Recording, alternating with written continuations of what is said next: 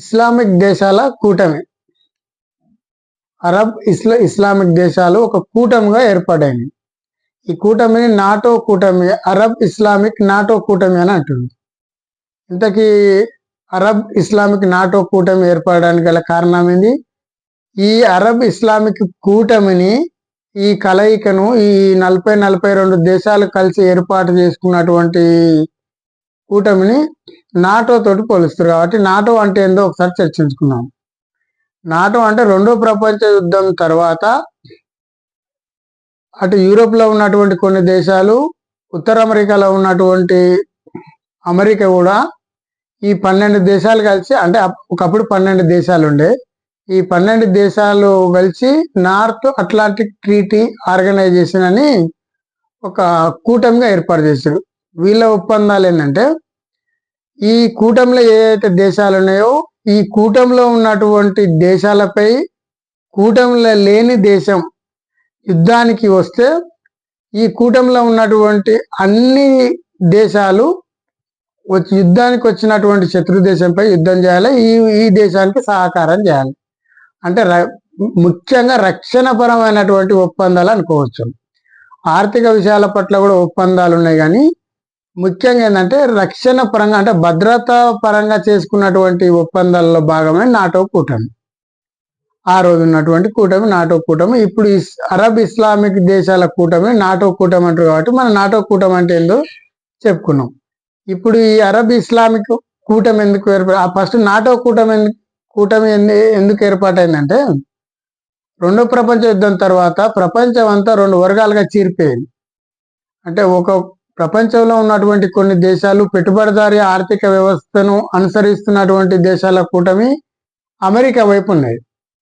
సామ్యవాద విధానాలు అవలంబించేటటువంటి దేశాలు లేదా రష్యా సహకారాన్ని పొందాలనుకున్నటువంటి దేశాలు ఏవైతే ఉన్నాయో అవి సోవియట్ యూనియన్. అప్పుడు అంటే సోవియట్ యూనియన్లో 12-13 దేశాలు ఉన్నాయి కదా, ఆ సోవియట్ యూనియన్లో ఉండేవి. అయితే నాటో కూటమి అప్పుడు ఈ సోవియట్ యూనియన్ ఇది కమ్యూనిస్టు భావజాలం, కాబట్టి ఈ కమ్యూనిస్టు భావజాలం యూరోప్లో అటు ఉత్తర అమెరికా ఖండంలో కానీ వ్యాపించకుండా ఉండడానికి, లేదా ఈ రష్యా వాదం గిట్ట రష్యా వేరే దేశాలను ఆక్రమించకుండా వ్యాపించకుండా ఉండడానికి ఏర్పాటు చేసుకున్నటువంటి కూటమి నాటో కూటమి. ఇప్పుడు ఏర్పాటు చేయాలనుకుంటున్నటువంటి కూటమి అరబ్ ఇస్లామిక్ కూటమి. మొన్న ఖతార్లో జరిగినటువంటి సమావేశంలో ఒక 40-42 దేశాలు, ఇస్లామిక్ దేశాలన్నీ కలిపి మనం కూడా ఒక కూటమి ఏర్పాటు చేసుకోవాలి అనే ఒక ఉద్దేశానికి వచ్చినాయి. ఇప్పుడు వీళ్ళు అరబిక్ ఇస్లామిక్ కూటమి ఏర్పడేందుకు కారణం ఏందో చర్చించుకున్నాం.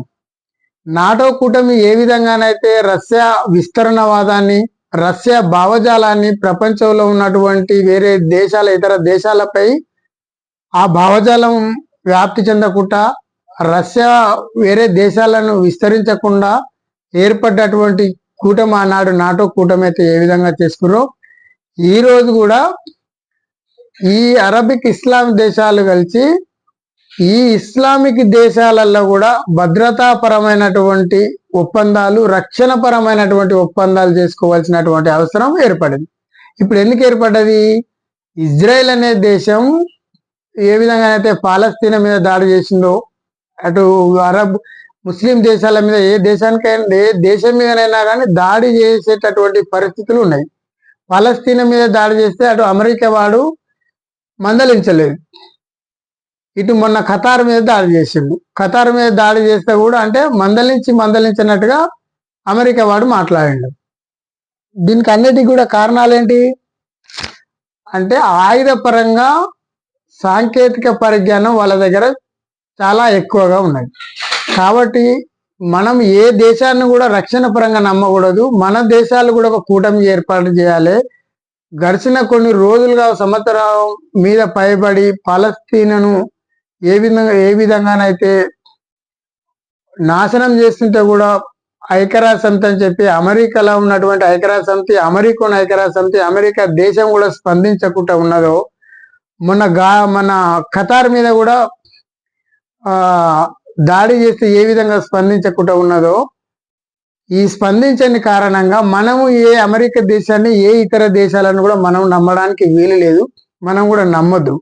కాబట్టి మనం ఏం చేయాలి, వాళ్ళ దగ్గర ఎలాంటి ఆయుధ సంపత్తి ఉన్నదో, ఎలాంటి ఆయుధాల సాంకేతిక పరిజ్ఞానం ఉన్నదో మనం కూడా ఒక కూటమిగా ఏర్పడి మనం కూడా ఈ అణుబాంబు సాంకేతిక పరిజ్ఞానాన్ని, మిజల్స్ సాంకేతిక పరిజ్ఞానాన్ని పెంచుకొని రక్షణ పరంగా ఒప్పందాలు చేసుకొని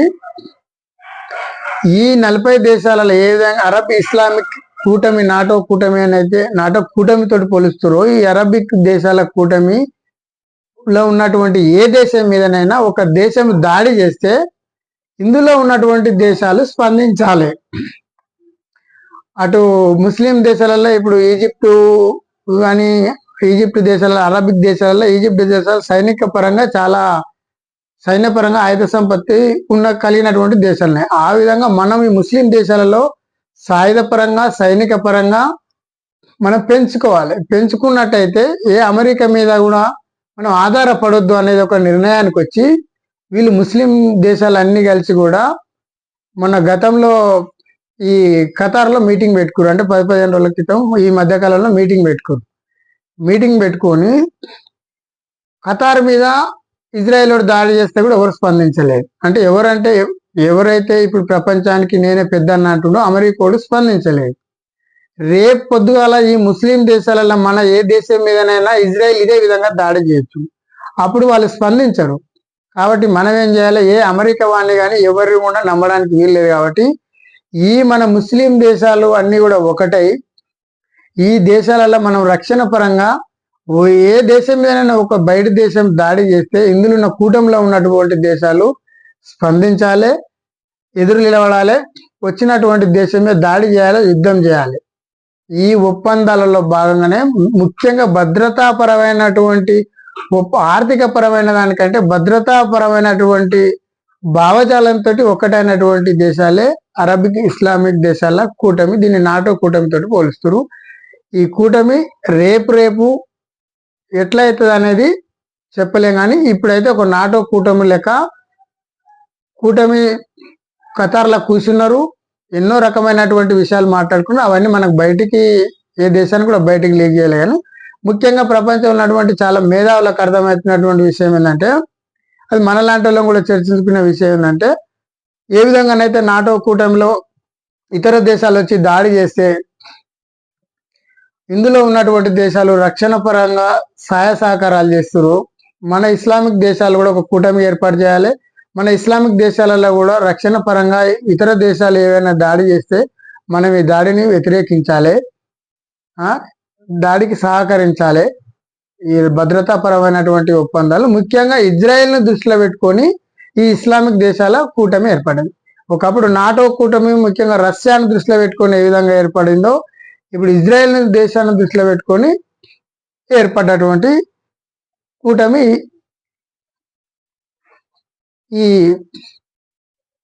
ఇస్లామిక్ దేశాల కూటమి. ఇందులో భాగంగానే మొన్న పాకిస్తాన్ ప్రధానమంత్రి ఈ సౌదీ అరేబియా రాజు దగ్గరికి పోయింది, సల్మాన్ తో దగ్గరికి పోయి రేపటి రోజున మన ఈ ఒప్పందాలు, ఈ రక్షణ పరమైనటువంటి ఒప్పందాలు ఏ విధంగా ఉండాలి, ఎట్లా ఉండాలి అనే దాని మీద చర్చించుకోవడం జరిగింది. ఈ చర్చ ఇప్పుడు ప్రధాన చర్చగా మిగిలింది. అంటే ఇస్లామిక్ దేశాల కూటమి మొన్న ఖతార్లో మాట్లాడుకోవడం, ఆ మాట్లాడుకున్న వెంటనే పాకిస్తాన్ ప్రధానమంత్రి పోయి సౌదీ అరేబియా రాజుతోటి కలవడం, ఇది ప్రపంచవ్యాప్తంగా కొద్దిగా చర్చనీయాంశమైంది. కాబట్టి మనం ఈ ఇస్లామిక్ దేశాల కూటమి గురించి చర్చించుకుంటాం. ఇవన్నీ పక్కన పెడితే ప్రపంచ దేశాలు మొదటగా ఏం కోరుకుంటున్నాయి అంటే, ప్రపంచ దేశాల పాలకులు ఏం కోరుకుంటున్నారు, యుద్ధాలనే కోరుకుంటున్నారు. ప్రజలకు కనీస అవసరాలు తీర్చాలన్న దృష్టి కానీ, ప్రజలకు విద్య, వైద్యం, ఉద్యోగం దీంట్ల మీద దృష్టి కంటే ఆయుధాలు ఏ విధంగా సమకూర్చుకోవాలనే దాని మీదనే దృష్టి పెట్టారు. అమెరికా వాళ్ళు 2వ ప్రపంచ యుద్ధం తర్వాత నుంచి ఇప్పటి వరకు కూడా ప్రపంచ దేశాల మధ్య పంచాయతీలు పెట్టడం, ఆయుధాలు అమ్ముకోవడం, ఈ ఆయుధాలు అమ్ముకొని వచ్చినటువంటి లాభాల మీదనే ప్రపంచవ్యాప్తంగా ఒక పెద్దన్నగా నిలవడం, ఏకఛత్రాధిపతిగా నిలవడం చేస్తూ వస్తుంది. ఇప్పటికీ కూడా చాలా దేశాల మధ్య పంచాలు పెట్టాలి, యుద్ధాలను సృష్టించాలి. ఈ యుద్ధాల ద్వారా అమ్ముకున్నటువంటి ఆయుధ సంపత్తితోటి, ఆయుధాలు అమ్ముకుంటే వచ్చినటువంటి లాభాలతోటే ప్రపంచాన్ని నేలాలనేటటువంటి ఆలోచన మీద ఉన్నటువంటి దేశం అమెరికా. ఈనాడు కూడా ప్రపంచవ్యాప్తంగా చాలా దేశాలలో ప్రజల సమస్యలన్నిటిని పక్కన పెట్టి పాలకులు యుద్ధాల మీద దృష్టి పెట్టి ఈ యుద్ధాలకు సంబంధించిన ఆయుధాలను తయారు చేసే దాని మీదనే దృష్టి పెట్టారు. ఇదంతా ఎందుకు జరుగుతుంది? ఆయుధాలు అమ్ముకునేవారు ప్రత్యేకంగా కార్పొరేట్ శక్తులు ఆయుధాలను అమ్ముకుంటారు. ఈ కార్పొరేట్ శక్తులు ఆయుధాలను అమ్ముకోవడానికి ప్రపంచ దేశాల మధ్యన యుద్ధాలు సృష్టిస్తుంటారు. అందులో భాగంగా అంటే కార్పొరేట్ల లాభాలలో భాగంగా జరుగుతున్నటువంటి యుద్ధాలే ప్రపంచంలో ఉన్నటువంటి వివిధ దేశాల మధ్యన యుద్ధాలు జరుగుతున్నాయి. వాళ్ళు ఆయుధాలు అమ్ముకోవాలి, ఈ దేశాలు కొట్లాడుకోవాలి, కార్పొరేట్ శక్తులు ఆయుధాలు అమ్ముకోవాలి, ఒక సామ్రాజ్యాన్ని, ఒక ధనవంతుల సామ్రాజ్యాన్ని సృష్టించుకోవాలి.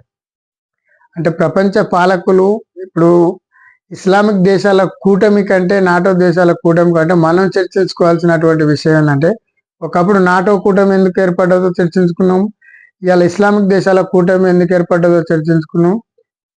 ఇవన్నీ కూడా పక్కన పెడితే ప్రపంచ దేశాల పాలకులు యుద్ధాలను కోరుకుంటున్నారు.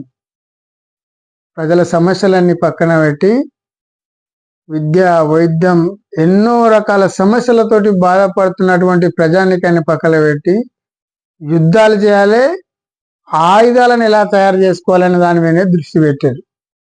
అంటే ప్రపంచ పాలకుల పరిస్థితి, ఆలోచన విధానం, నేడు ఉన్నటువంటి ప్రపంచ పాలకుల ఆలోచన విధానం ప్రజల సమస్యల కంటే